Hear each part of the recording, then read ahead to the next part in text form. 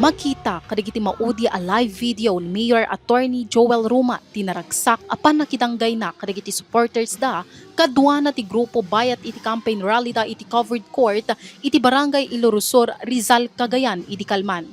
Ngem kalpasan ti sumagmamano nga oras napasamak meten ti pamaltog pasado alas 9 iti rabii.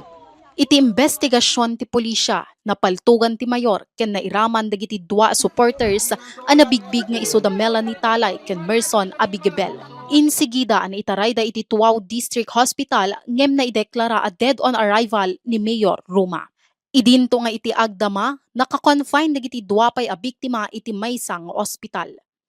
Si Mayor po, ang tama po niya is sa may right shoulder po niya, yun po yung entry point ng bala. And then yung kung saan po lumabas yung bala naman po is sa may upper middle right back ng kanyang dibdib po. And then itong si Sir Merson, yung lalaki po na biktima rin din po is yung kanyang gunshot wound po ay dito sa may right elbow. And then si Ma'am Melanie naman po ay sa may left chest po niya at lower back kanyang katawan. Man narimaanen ti panangisayang ka ti forensic unit iti naununeg nga investigasyon tapnon maamuan ti distansya ti suspect manipod kadagiti biktima agraman ti nausar a paltog. Sipod na pasamak ti insidente mangiwaywayaten ti pulisya ti hot pursuit operation checkpoints ken pinaigatanda ti police visibility. Imunan iti daytoy kinondenar ni Police Regional Office 2 Director Police Brigadier General Antonio Maralag Jr. ti napasamak.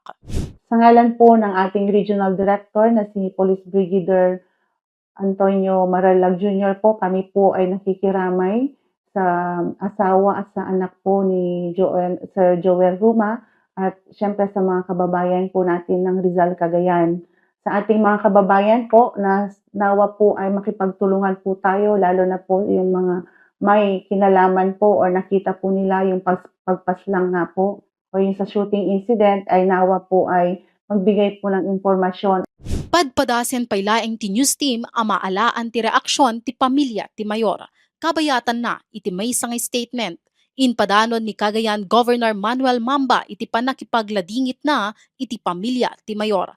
Kinid daw na iti otoridad tinaan-anay nga aksyon tapnon maisigurado ti kinatalged dagiti umili manipod iti kinaranggas. Nika Jane Ganoy, Balitang Solid North.